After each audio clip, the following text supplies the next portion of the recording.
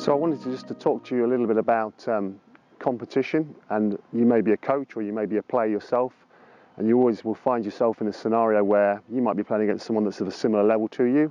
You might be playing against somebody that you are expected to beat, or you might be playing against somebody that is expected to beat you.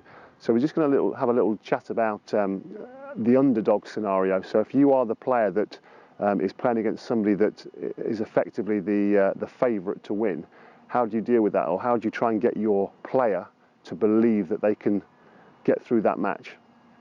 And one little thing that I always use, a good little tip, is that when the match has started, there is 3 scenarios in a live match in terms of the score. So one is that your opponent will be winning, one is that you will be winning, and the other one is that the score will be level. Now actually 2 out of those 3 scenarios will actually be a good positive thought for the underdog. So obviously if the underdog is winning, then that takes care of itself, because the other person is going to be feeling even more pressure because they should be winning but they're losing. If the score is a draw, then mentally the underdog should feel that they're winning, because if the score is 2-2 or 3-3 or 4-4 and the other person is supposed to be winning, then again they're going to be feeling a little bit tighter, thinking, well, I should have pulled away by now, or I should be getting a bit of a healthy lead.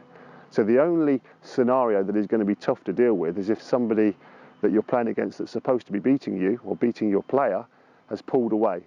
But remember this, if that happens, there's still always a minimum of 2 opportunities in a match, because the score will be level at the beginning, and if that person has managed to pull away that is supposed to win, and they win the first set relatively comfortably, or even if it's quite close, the score will go back to 0-0 again. So there's a minimum of 2 situations in a match where it will be drawing. The score will be a draw. So really, really important to sort of instill into your players that if you are drawing in the match, whether it's love-all, 1-1, 2-1, or it's on serve and it's 3-2 or whatever, then mentally you are winning that match.